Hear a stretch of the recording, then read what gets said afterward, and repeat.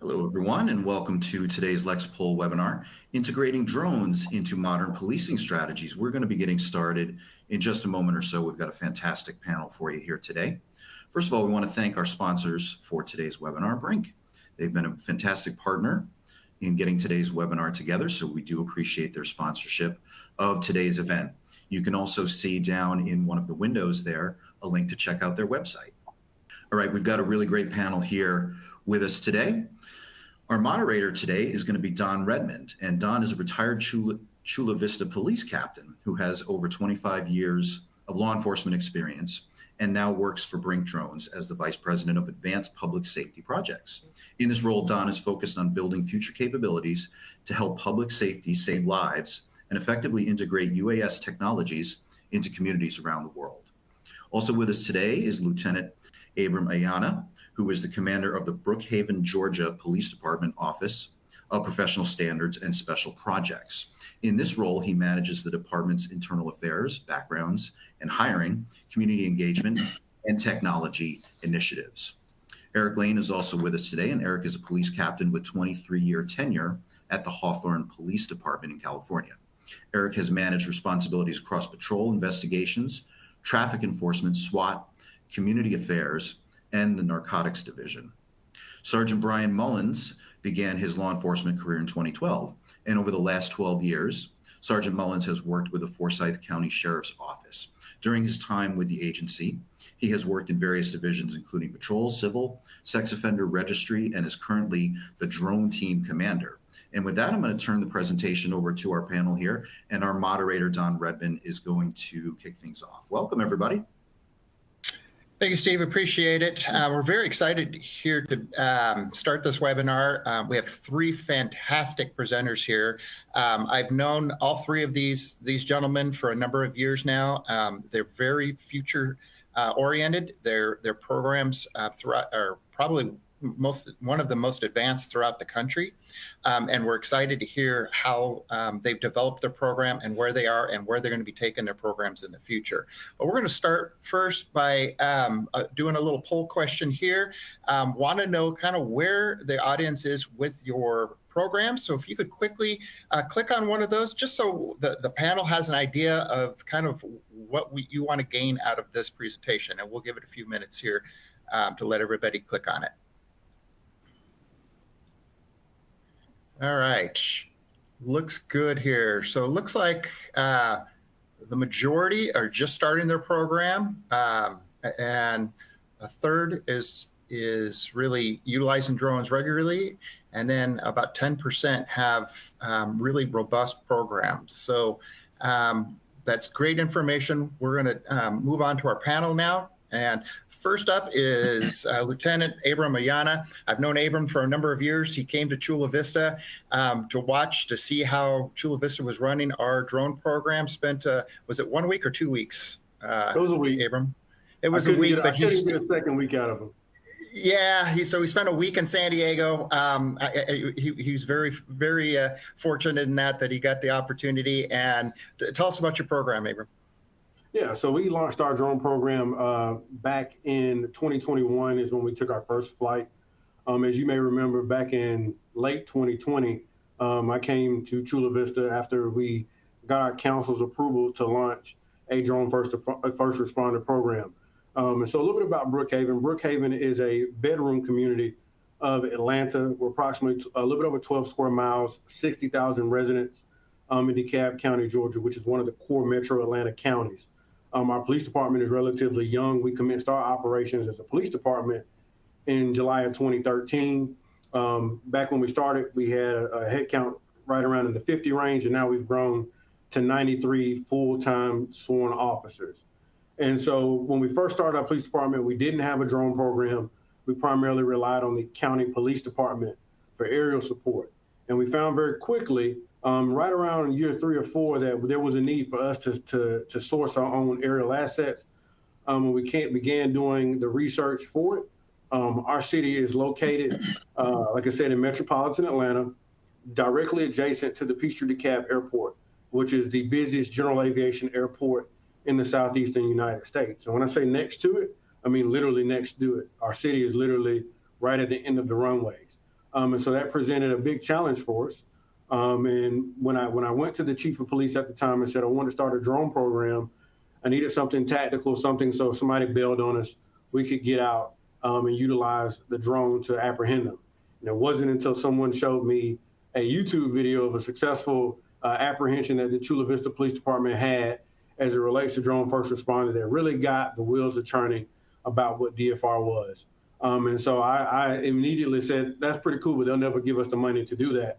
And lo and behold, we were able to get the city council's approval, and we began our DFR operations in April 2021. Since then, we've responded to over 4,000 calls for service. We currently have 12 Part 107 pilots on our staff. We started our program with 17. We currently have 17 total UAS that participate in our program, and that's a variety of aircraft from DJI, Autel, all the way to BRINC. Our program is supported and made possible through BVLOS and a tactical beyond visual line of sight waivers. And we're really, really proud of the success that we've had. We utilize drones in a number of capacities, whether it be accident reconstruction, drone first responder, or tactical operations in support of uniform patrol in the field or through a regional SWAT team. Thanks, Abram. Just real quick, a question on there. Do you have any full-time DFR pilots, or is it done on a part-time basis for Brookhaven? I do. We have 2 full-time DFR pilots that work Monday through Sunday, 12 hours a day, 7 days a week. And they also have a full-time sergeant who works in the program with me. And those 3 people are assigned to the program full-time. Okay. And were you able to do that right off the bat, or did it take some time to running your DFR program before you were able to justify that in doing the full-time? It took 2.5 years. It took 2.5 years to get full-time staff, yes. Okay, that's great information. Well, thank you, Lieutenant Ayana. So next up, we've got Captain Eric Lane. I've known Captain Lane here for a number of years. Him and I spent 18 months in California Post Command College, which is a futures program. And what was really nice is Captain Lane was very forward thinking in everything that he was doing. And when you learn about his department, very fascinated. He's in the LA area. Captain Lane, let's hear about your program. Good afternoon, everyone. Once again, I'm Eric Lane from the Hawthorne Police Department. Hawthorne is located in LA County, just southeast of LAX and south of the city of Inglewood, where SoFi Stadium is. We're 6 square miles. We butt up to 2 pretty large airports, one of which is in Hawthorne, the other one is LAX, obviously. 88,000 people. I would say that we are another big part of us is we have SpaceX that's located in the city of Hawthorne. So we have a very big, robust aerospace community, as well as a lot of apartment and single-family residences. We're 95 officers sworn and another 50 civilian support staff. And our drone program started in June of 2021. So, we're about 3 years old, but we really started with wanting to use drones for interior clearing of residents or buildings for SWAT operations, knowing that the Part 107 UAS pilot was going to be a hurdle that we were going to have to overcome for exterior flying. Around the same time, SoFi Stadium was opening up, and we've been fortunate enough to, though we're a small department, we have a helicopter program. So we have a helicopter that we've had since the early 2000s. Our program started in the late 90s, and they wanted to use our helicopter to assist with traffic control for SoFi Stadium, as well as the Forum and soon to be Intuit Stadium. But part of the problem is the stadiums are in the direct landing pattern for LAX. So we couldn't provide the aerial support that they needed. And so we really stepped up our drone program, got drone pilots, got our Part 107 pilot's license, and we started providing overwatch for all the events, assisting the city of Inglewood just north of us. With that said, we have about 20 drone pilots, 15 or so different drones, whether it's interior, exterior, or DFR drones. We've done probably 2,500, give or take, pre-planned events between SoFi Stadium, Kia, and other others pre-planned event areas. And then lastly, we're pretty new to the DFR. We've been doing it for about a year. We've been piecemealing it together as we have pilots that are working. But really, the way we really set up our program was that patrol officers that were trained pilots could check out a drone at the beginning of their shift, take it out with their patrol shift, and put it up on whatever calls they felt was necessary. Was it security check, containment, perimeters, and really get the buy-in of the line level officers to take the program where it needed to go. Since then, we've done a little over 750 hours of total flight. And we're first on scene when we have DFR up. Our drones are first on scene about 80% of the time.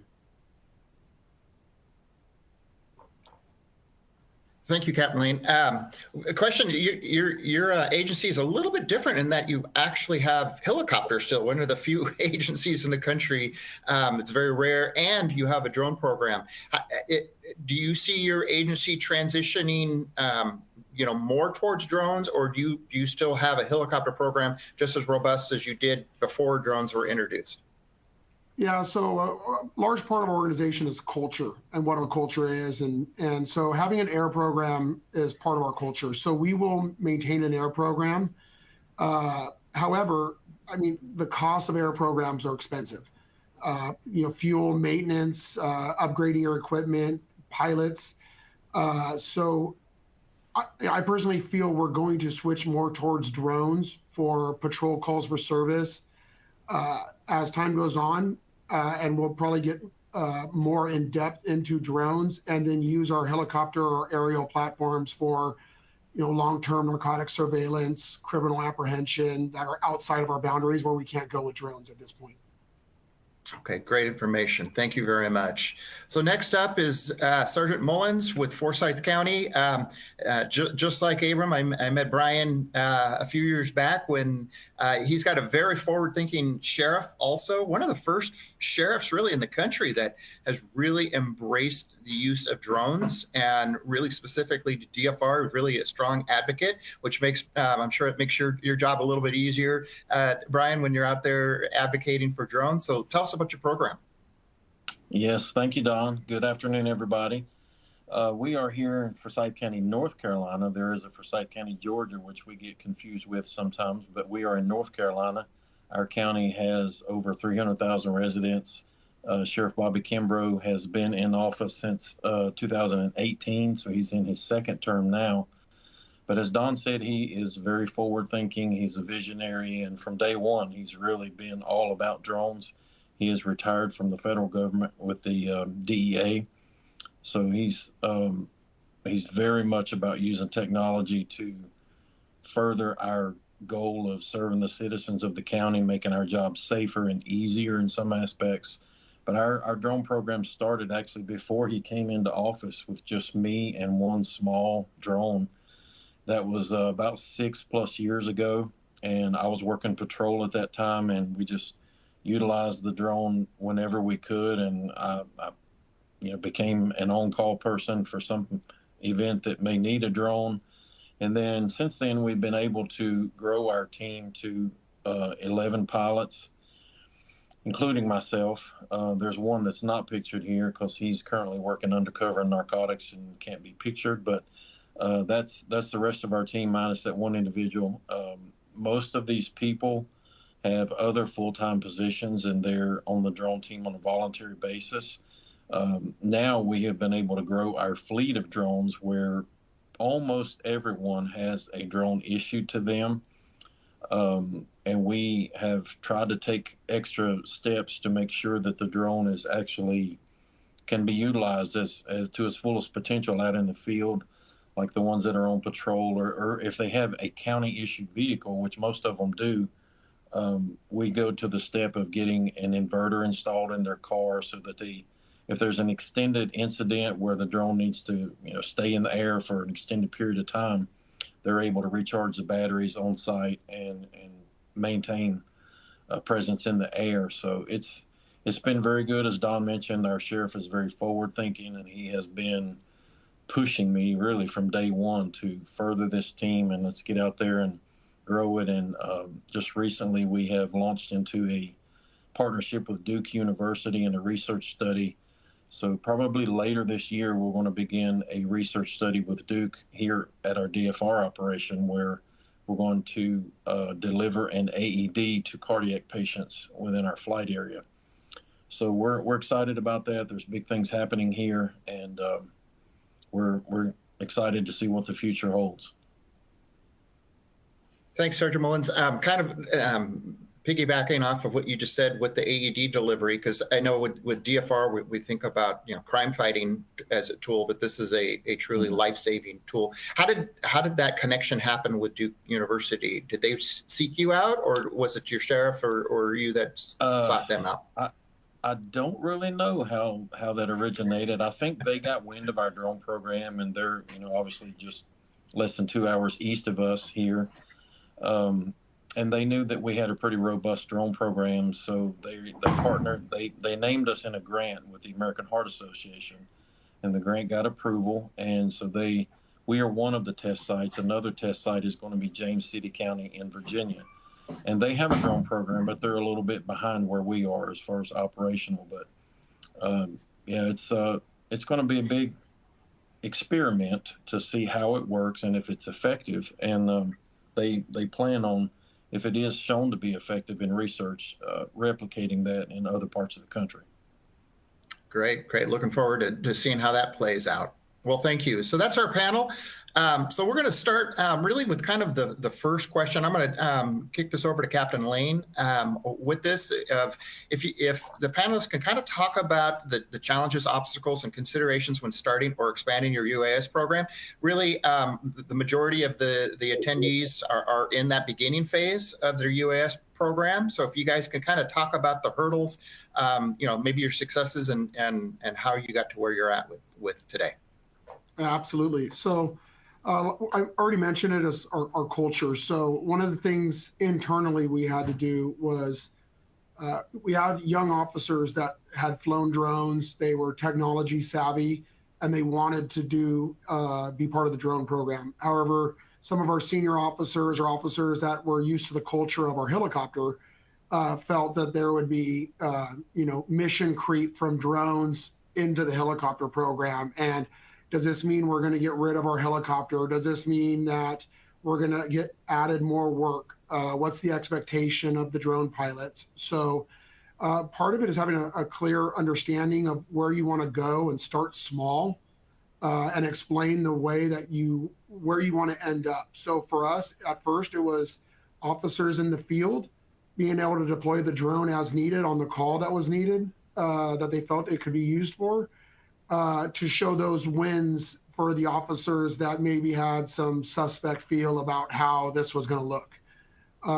Then once we had some of those wins where they were able to find people in a containment or stream the video to other officers, we had to work with aero bureaus because we would have a helicopter arrive overhead that was between 500 and 800 feet off the ground, and we have a drone in the area that's 200 feet off the ground. And if the pilots in charge of both aren't communicating, are they comfortable being in the same airspace at the same time, and have they trained together? So that's another consideration, is training and how much training you're putting into your program. Are you allowing your officers to train and network with local agencies, and where is this going to end up? So, for a lot of people that want to get to DFR, that's a big leap to take from getting a drone to going to DFR. It's a leap you'll take very quickly because you start to see the capabilities of drones, and it's phenomenal of what you're able to do.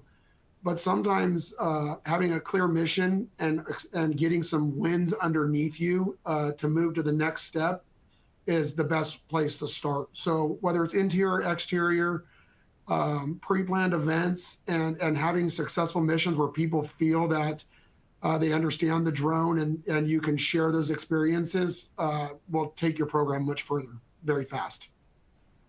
Yeah, you brought up two great points there. One is kind of figuring out what your long-term plan for your program is. You know, I talk to a lot of agencies, and it's like, what is the goal? What is the long term? And at Chula Vista, really, that's really our chief was very forward thinking, and she had a vision of where she wanted to be in 3 to 5 years. And so it's nice to have that end state where you want to do it. And then the second point that you brought up, which is very interesting, is the fact that drones and helicopters are now starting to work in the same airspace. And I know at Chula Vista, when we had our DFR program, we had to ground our drones anytime our mutual aid helicopter from Sheriff's Department or San Diego PD would come into our air. And for the attendees, for those who have helicopter programs or helicopters that transverse in your airspace, a suggestion, and I'm sure Captain Lane, maybe you've done this already. I was able to meet with all the pilots from San Diego Sheriff, San Diego Police Department, and actually Marine Air, the military helicopters that flew across our cities. And I explained to them, hey, our COA is up to 400 feet. If you stay above 500 feet, we shouldn't have any issues. And as soon as they heard that, they were all like, great, we're comfortable with that. Were you able to have those same conversations, or are they comfortable flying with you in the air? They are. So just like you were saying, I'm sure other people that are on this webinar, at first, for the first 6 months until they realized of our professional capabilities, they were hesitant, or they had asked us to ground our drone. Now, whether it's LAPD, LA County Sheriffs, or other regional helicopters, CHP, as they come over, our pilots are in communication immediately. Hey, we have a drone up at 200 feet. And then the pilot from the helicopter will come on and say, hey, if you keep it there under those feet, keep communication with me, we'll be fine. And that networking and those capabilities have really increased now to where, you know, we regularly do K9 containment police searches with drones and helicopters in the same space. And it's done seamlessly with very, very clear communication. Yeah, so it sounds like communication's the key here, just making sure everybody understands their clear jobs. So Sergeant Mullins, I'll move this over to you. What were some of the challenges that you had or obstacles in starting your program? I know it was a little different because you had your sheriff on board, so a little easier when the top down is, when the leader is pushing it down to you. So kind of talk to us about your program.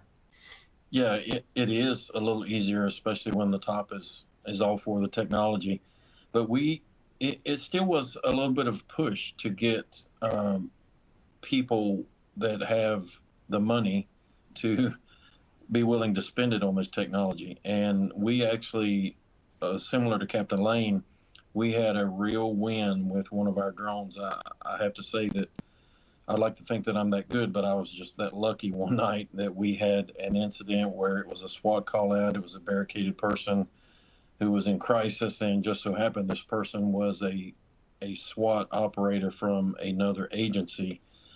And his particular house was difficult for our SWAT team because the rear of the house was surrounded with a large 6-foot wooden fence. So they couldn't really get good eyes on the back of the house. They were in the front of the house with the armored vehicle. And so I was out there with our drone. It was one of our smaller drones, but it had a pretty good infrared camera on it. And it was just me. So obviously when the battery got low, I would have to come back, swap batteries. And just so happened that after a battery swap and I went back on site, I was watching the back of the house with infrared because this was in the middle of the night, really dark, backyard, back of the house. I saw a figure appear in the bottom door on the ground level in the driveway, and I was able to notify the SWAT team over the radio. The guy came out. I thought he was going to give up, but he actually turned and ran through the neighbor's yard. And so I began following him with the drone, and then our SWAT team picked him up on their night vision, and they got him apprehended. But that incident really sold our SWAT team and all the way up through our command staff that we need to invest some more money in this technology. And after that, we started getting more expensive drones and with better cameras. And so I would just say, keep at it. If you just have a little bit of equipment or a little bit of resources, do what you can and just stay with it. And if you get that one incident that really proves its worth, that will go a long ways. Yeah, absolutely. And I think, it's that one incident that opens up everybody's eyes, when we're able to show the community the benefit of it, that the drone is not being used as a surveillance tool, that it's there really to enhance and provide safety to the community. I absolutely believe in that. I want to move this over to Lieutenant Ayana. I know you kind of talked briefly about your program, but like the challenges and obstacles, and I know you started with, and same with you, Sergeant Mullins, really going to another agency to sit down and see how they're doing it. No reason to start from scratch and recreate the wheel, so to speak. So, Lieutenant Ayana, how about your agency? Yeah, so I would be pretty much consistent with what Eric and Brian just said.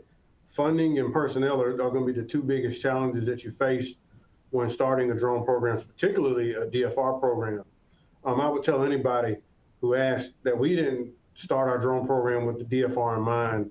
We kind of walked backwards into that one.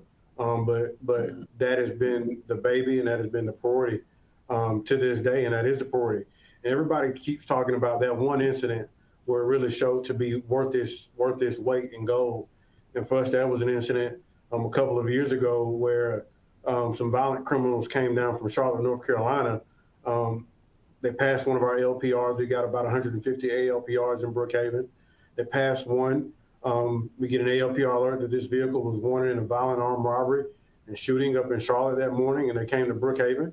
Had they just went one more exit south, they'd have been in Atlanta, and they probably would have been free to this day. But they got off the wrong exit, and they came to Brookhaven. And this is one of the things I tell people: drones, particularly drone first responder, none of this technology replaces the police officer on the ground. And they have limitations. And luckily for us that day, one of our two patrol officers observed the vehicle that hit the LPR parked in a CVS parking lot. And he detained one individual in the parking lot, but there was another individual that was associated with the vehicle that observed that apprehension taking place inside. And the drone was overhead and observed the second subject flee out the back of the CVS and was able to track him the entire distance until we were able to establish a very tight perimeter. When I say tight, I mean probably you could fit it into the gymnasium of a high school gym. That's how tight the perimeter was, and the K9 was on him, and within minutes, he was apprehended. And from that incident, we recovered the firearm that they used to shoot the individual in Charlotte, the money that they robbed, and apprehended both perpetrators. And I can say with some certainty that without that technology that day, that second individual would not have been apprehended. Atlanta is an urban forest, and so there's a lot of trees and a lot of good development for that individual to hide. And if you don't have a drone tracking him from the moment he flees, then you're really trying to find the needle in a haystack. And talk about the needle, that one apprehension was the one apprehension that I really think pushed us to success. And Don, I know you and I have had this conversation over the years, how you move a project to a program. And we've been able to successfully in 3 years move the drone first responder project, if you will, the experiment, from a project now to a program that's got a budget that's approaching $1 million. And one of the things I tell people is a drone program doesn't necessarily save you physically money in the bank, but what it does allow us to do is more appropriately and more wisely use that more scarce human resource, the people resource, to respond to calls for service. And then from the personnel aspect, when you first launch a drone program, everybody wants to be involved. Everybody wants to be involved and wants to be a part of it. But after a while, just like anything else, in any relationship, it starts to get old. And then we start looking at how personnel on the patrol level or through staffing throughout a department starts to affect those other units with collateral duties. And that's when burnout starts to set in. And so you've got to have a plan in place to move from a collateral duty program, because everybody can't work 7 days a week, 5 days on patrol, or how many days on patrol, and then come in to do drone stuff on their off time. And so you've got to be able to successfully move past that hurdle. And we've been able to do that now in 2023 and 2024, getting permanent assigned personnel to this program that have allowed us to be successful. And so now every year we have large festivals. We just had a large festival of about 60,000 attendees a couple of weeks ago, cramming to a city park and here a free festival. It's the second largest music festival in Georgia now, and our drones play a very large part in that. giving situational awareness. And you talk about buy-in. I had a community member a couple of years ago ask me why the police department need drones. And that same day, the drone was able to reunite 2 missing children with their parents, all because we had that technology. So we see this technology. Once you have a win, all it takes is one win to prove one person that may have doubted the benefits of the drones and the efficacy of the drones, to show them. And now it's really one of our most popular programs, one of the most popular programs in the community. When we do drone night at the Citizens Police Academy, you really see people light up, and it's really become a point of pride for our citizens. Yeah, thank you. Thanks for that. All three of you brought up some great points on this. Funding always is a consideration, right, with any program. And Abram, you brought up a good point. You know, we have talked about this, and when I talk to chiefs, it's like, stop looking at drones as pieces of equipment. It's a program. It's something that you need to plan for. You need to train for. There's a lot of operational considerations with that. For Chula Vista, when we started our program, we had a zero budget for 2.5 years, and I was using light duty officers as my DFR programs. We did a little different at Chula Vista. We started with DFR, and then we went to a drone program. So we did a little different with the integration pilot program, the IPP. But the interesting part is when your community sees it. I remember listening to our city council members one night brag about their DFR program and how much they support their DFR program. And when I went back to the chief and said, hey, chief, tell them we're going to shut it down unless they give us a budget. They can't brag about it and then not fund it. So to her credit, she was able to get funding for it. So when you have that positiveness, the successes, the buy-in, like you said, Abram, with the community, it's a huge win for everybody. Before I move on to anything, to the next polling question, any follow-up, Brian or Eric, that you might have? Nope. Okay, so we have another polling question here. Really is, what is your biggest concern with your UAS program? I'll give you a minute or two to talk about them. You know, there could be other things on here. I know there are a huge difference, depending on where you are in the country, whether or not you're going to have that privacy issue with the activists, or are you worried about the FAA regulations, kind of where the FAA is going with this? We briefly talked about funding. It's nice in Forsyth County when the sheriff says, I want this program, so he knows that program is going to cost money. It's a little different when you're trying to create and use it from the ground up. We were very successful in having donations through a police foundation for a lot of our equipment, and using volunteers for different things. And then, kind of the last part is what equipment or software do you use? This webinar really isn't talking about the equipment aspects of it. We could spend hours and hours talking about the different equipment out there, the software and everything else, but obviously understanding what's out there. There's a lot of different conferences, and go to your neighboring agencies. Don't run out. What I always tell agencies, the first part of a drone program is not buying a drone. It's understanding the needs that you want to do for the program. I've seen some mistakes from agencies. The first thing they do is go buy a drone and then figure out, oh, we need to get pilots, and we need to understand this, and kind of go through the hurdles of backtracking on that. So let's see. Don, if I could, if I could, while people are filling out the poll, I would agree with that the most important part, regardless of the drone, is the person that's operating the drone. So you don't have to go out and buy a $30,000 drone or a $50,000 drone. You can take that same $500 drone and put it in the hands of someone with the imagination, the foresight, who can get something done with it and really make a difference. Yeah, absolutely. Brian, Eric, you have any thoughts on that? Yeah, some of it too. I would agree. Go ahead, Brian. Go ahead, Eric. No, go ahead, Brian. I was just going to say I would agree, and it doesn't take you long to figure out, once you start researching drones, that the technology has boomed over the last 5 years, and who knows what it's going to do over the next 5 years. So, what's great and hot today may be almost a piece of junk 2 years from now. So you got to keep that in mind, that these things are going to have a certain shelf life, and you got to be futuristic in your thinking of how how you're going to invest these government dollars or whatever you use to purchase the equipment, that it's going to be an ongoing cost, maybe not every year, but at least probably every 2 to 3 years. Yeah, I would just Yeah. add to that.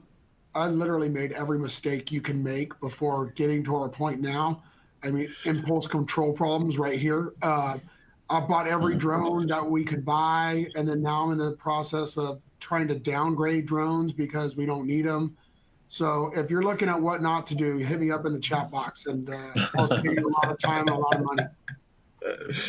Yeah, absolutely. It's I always say the drone industry right now, drones are like the iPhone, right? When the iPhone 1 came out, think of that, everybody realized the capabilities of this technology and they all ran out. And what happened, 12, 18 months later, the new iPhone 2 came out. Yeah, and now we're like, oh, we got to get the iPhone 2. Yeah, get the next one. You got to get the next one. Exactly. So, the technology, if you've got a solid foundation of a program, the equipment will integrate in there seamlessly. So, yeah. And let's see if we got the results yet. So the results, privacy is 11%, FAA regulation 17%. Funding is a big part of it. Obviously, you can't have it. Identifying equipment needs. So we're pretty straightforward across all of these. I think we talked about funding. You can get creative with your funding very, very easily.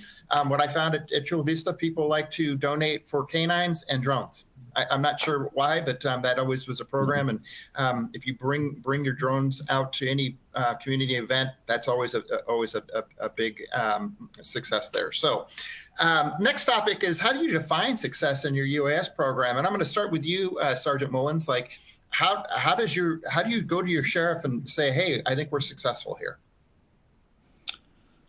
Going back to what I said earlier, I think it's you have to define what you want to use these drones for. Are you going to try to start a DFR program, which is, as we said, that's a pretty big task. There's a lot involved in that.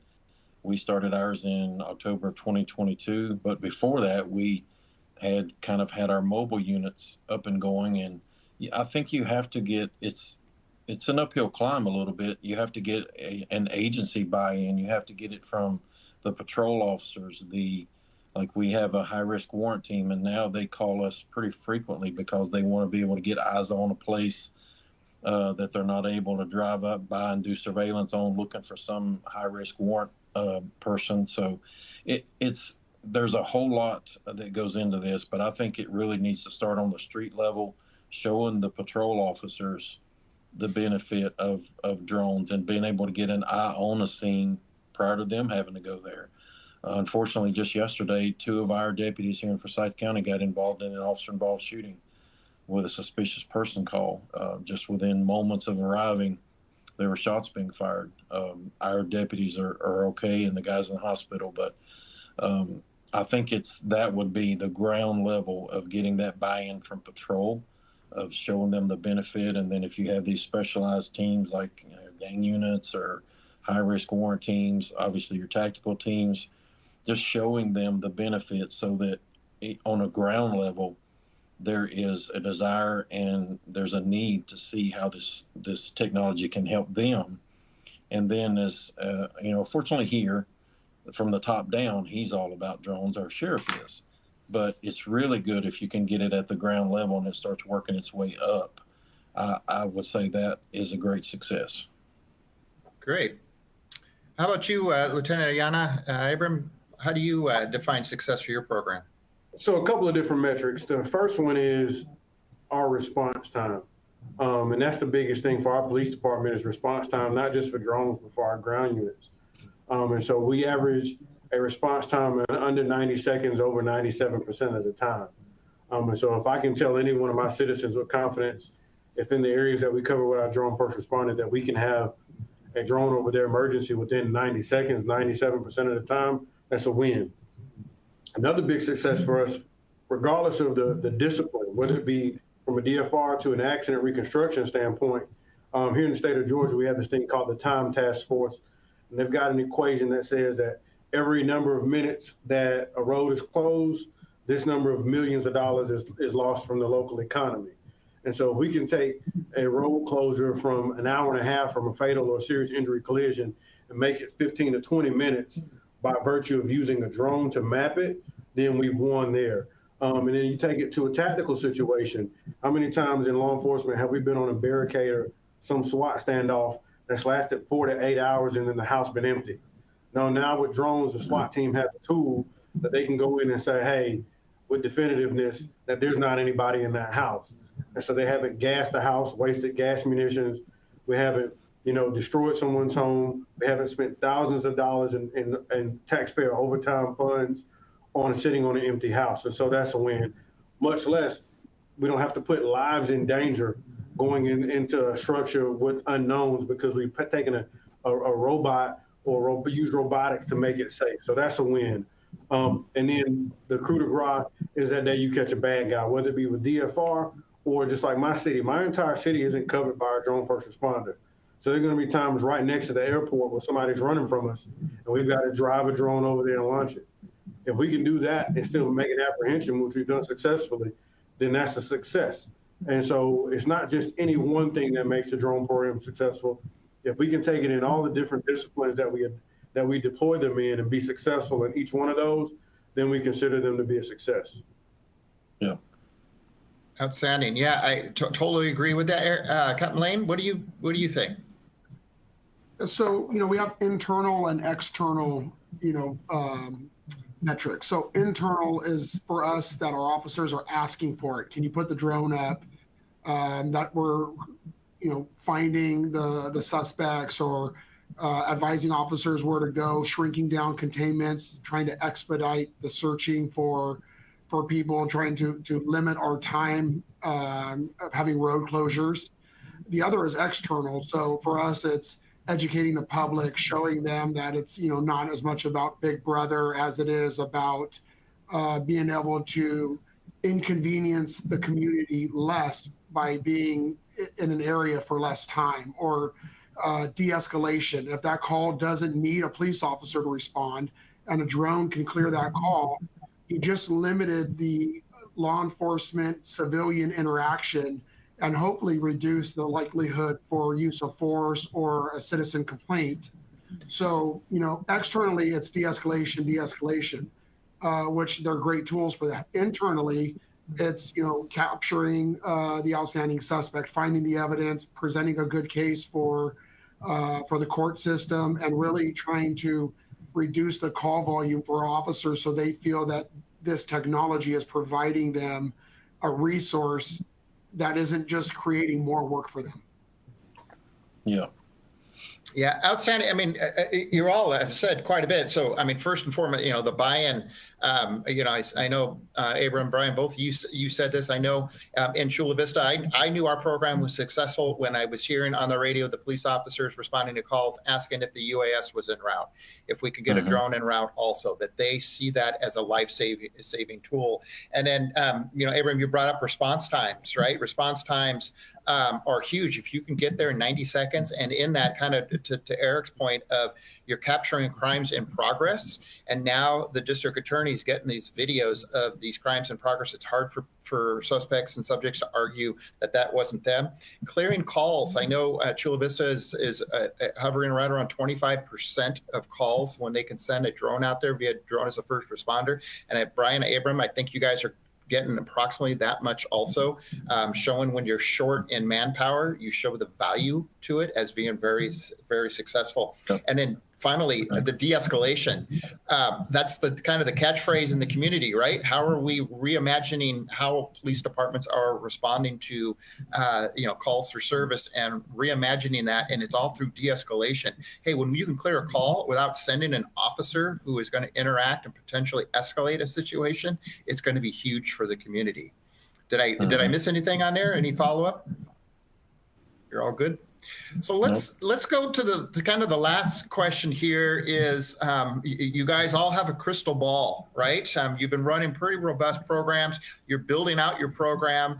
Where do you see your agency and kind of this industry, public safety, utilizing drones? Where do you think we've topped out, or do you think we're still going? And I'll start with you, Brian Sergeant Mullins. What do you think this is? Where we're going in the next 5 to 10 years with UAS programs? Yeah, I don't think we've topped out at all. I think we're still in a pretty steep climb. Yeah, it'd be nice to have the crystal ball and see what's in the next 5 to 10 years. I would imagine, I have seen a video of some research that UPS is doing as a company where they have a drone that's mounted on top of their vehicles, and when they pull up to a neighborhood, that drone can take that package and fly it over to the house without the driver having to get out. I mean, I could definitely see something along those lines in the future for law enforcement, where there's a small drone mounted on a patrol vehicle that almost follows the officer when they get out. And who knows? But I don't think we're anywhere near topped out. I do have full confidence that across the nation, this idea that, Don, you need to get very much credit for of DFR, I think it is going to become more commonplace. There's not a whole lot of agencies across the nation that are doing it, but you can already hear that it's catching on and more people are doing it. I think it's going to become more commonplace across the nation that agencies use drones. There's just the cost is worth it. As Chula Vista has proven, the de-escalation and what you can see. Just yesterday, the shooting that I mentioned, our 2 deputies got involved in, the call notes before they got there said this suspicious man was walking around in a playground area in an apartment complex, and appeared that he had a firearm in his back pocket, partially covered by a shirt. And when they arrived, he did not obey their commands and actually attempted to pull that firearm on them. Imagine if we'd had a drone in that area and been able to get a good zoomed in look at him prior to them getting there. So I think it's just a growing trend that's going to sweep across public safety agencies. Yeah, I totally agree. And when you look at DFR, well, I don't want to steal anybody's thunder, so I'll go to you, Captain Lane. Where do you see this going? Yeah, so same. I think it's going to expand to individual officer drones at some point, or larger drones that provide longer aerial support, similar to a helicopter, but maybe more regional capabilities to be able to assist with large area events. However, I also am very aware that much like canines, in a different perspective, there's thoughts of Big Brother and what are we looking at, what are we recording. So I think it's going to go in waves. We're going to make great leaps and bounds, and then we're going to get restricted down on some things, and then leaps, and then restricted down. I think there's a lot that can be done with facial recognition with drones, but where does that go, and what does that open up later on? But there's a lot of facial rec out there right now. So I think it's going to be a process that grows very fast, and then it's going to have its hurdles. I totally agree. I was asked a number of times about facial recognition on cameras. That's a big ACLU concern, right? There's some challenges with that. But at the same point, if you're looking for an Alzheimer's patient who's walked away in a crowd of people, or a child that's missing or something, you can use facial recognition in a large group to find that person. There could be some value in there, but that's for another discussion at a later date. And Lieutenant Yano, what are your thoughts? So my hope is in the next 5 to 10 years that we'll start to see drones specifically built for public safety. Right now, pretty much all of us are using consumer drones, and consumer drones have their limitations. So one of the first questions I often get asked is, what kind of flight time do you get? And so I'm hoping to see that we start developing drones built for public safety that have a lot more endurance in them, that are a lot more reasonable when it comes to cost, because the more tech you put into it, the more the manufacturers got to recapture in their pricing. And so if we start to see that, then we'll start to see, specifically if they're American-made drones, a lot of the conversation around Chinese drones and the fear that a lot of our public safety agencies are experiencing right now, do country of origin bans start to handicap our ability to draw our program over the next 5 to 10 years? You know, we're public safety and we want to keep communities safe, and keeping communities safe inherently means keeping America safe from America's adversaries. And so those are the things that we're constantly, you know, taking into account here in Brookhaven. My hope is that over the next 5 to 10 years, we start to see end-to-end solutions that take into account the full suite of public safety products, whether it be a CAD integration, your RMS integration, where you start managing the video from it, end-to-end solutions that make it easier for a person like me who's managing the program. It's one of the challenges that I never really understood until you get into the space, that these programs generate a lot of data. Data takes up storage space.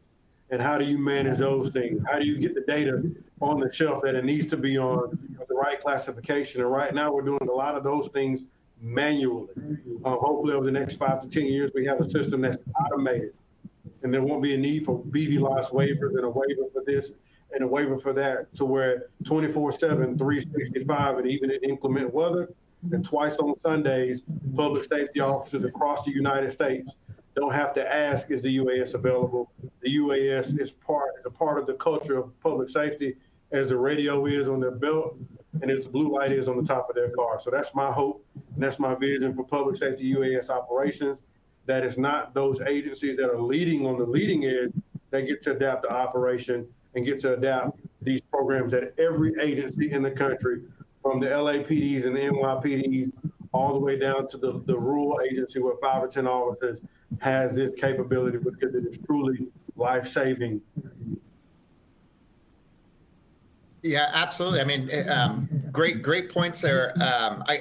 I agree with everything that the team, Brian, what you were saying about DFR. I agree. I think it's coming across the country. It's here now. I always smile when the ACLU writes a paper specifically about DFR. So they even the ACLU recognizes that DFR is here to stay. NBC Nightly News did a national news story on drone as a first responder there.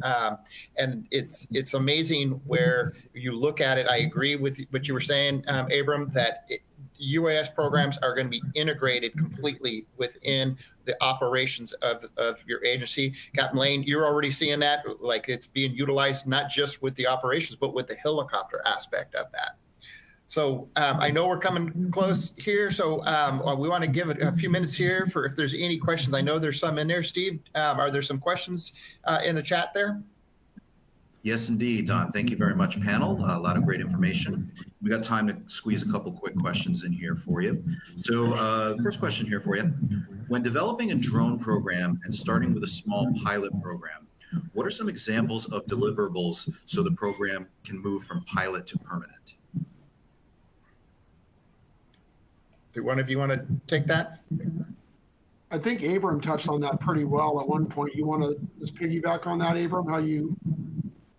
Yeah. So for that questioner, the first thing is what is the goal of your drone program?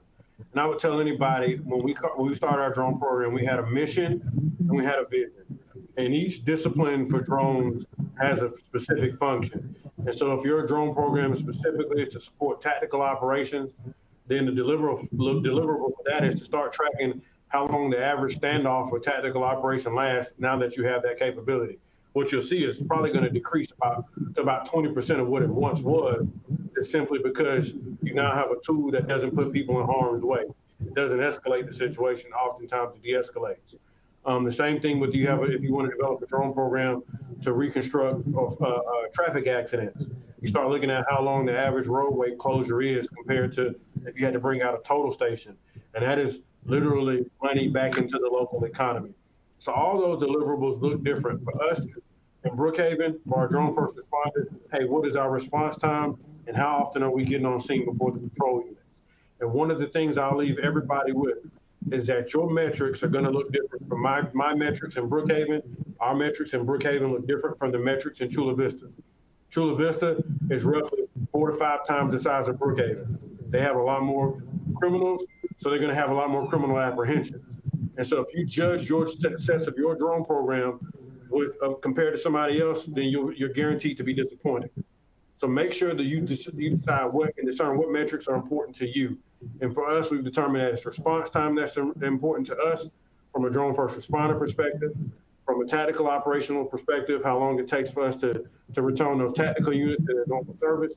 Every metric and every deliverable is different. And so I would invite everybody to identify what the mission of their program is, what disciplines they want to focus on, and then really drive towards that. Yeah, and I'll just piggyback on that just briefly in that when you're starting your program, I would highly, highly recommend every single time you launch a drone for an operational consideration, you do an after action. Document what was the outcome of it. Did it affect an arrest? Did it clear officers quicker on there? How long, were you in the air? What was the outcome of it? When you start compiling that data, because police leadership, they want data, they want statistics. So when you can provide that immediately to them, and then even a video or two that shows the success in it, it's huge and it goes a long way. And Steve, do we have time for one more question, you think? Yeah, definitely. Just want to direct everybody over to the related content button there that you can see at the bottom of your screen.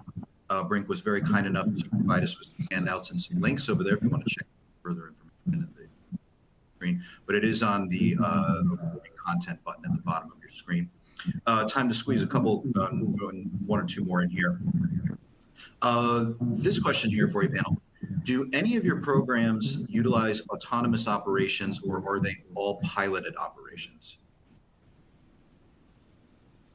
So We're piloted. Go ahead, Abram. Our program is piloted. As is Hawthorne's piloted.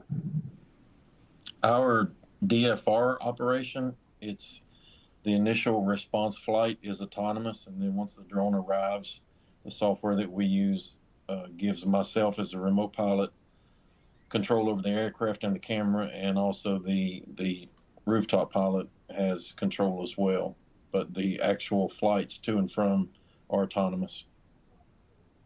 Yeah, and I'll kind of add that where I kind of looking into the future here, and I know at BRINC what we're building out is we see a lot more autonomy with drones. Looking 5 to 10 years, I'm hoping it's 1 to 2 years, not so far. But a 911 call comes in, a drone automatically launches for that 911 call, or an LPR hit, or a shot spot or something where it's autonomous, and then but it's always going to have that human factor in there to actually pilot that.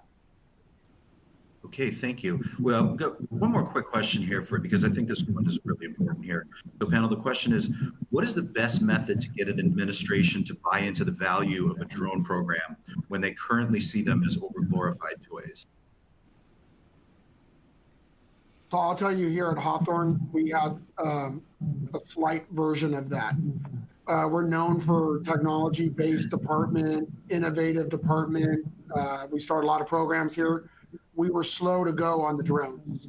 And it wasn't that we didn't see the value in it, as there was regional drones in the area that we could use, as well as we had a helicopter program. So a lot of it is just really showcasing its capabilities and talking about it. And one thing I've had to learn is I move very fast and others don't. So you got to give them time to digest what you're telling them and to get to your end state where you're already been, and it might take some time. You got to just allow them to get there on their own.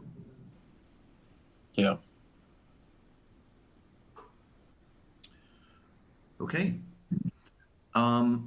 Well, it looks like we have just reached the end of our hour here. Unfortunately, we're out of time. But panelists, I really want to thank you for being here with us today. Don, Abram, Eric, and Brian, we really appreciate you joining us here today. Thank you. Thank you, Steve. Thank you. Thank you, everyone. Special thanks to our sponsors, BRINC, as well. We appreciate them for sponsoring today's webinar. Unfortunately, we're out of time, everyone, and we got to wrap up. But have a great rest of your day, everyone.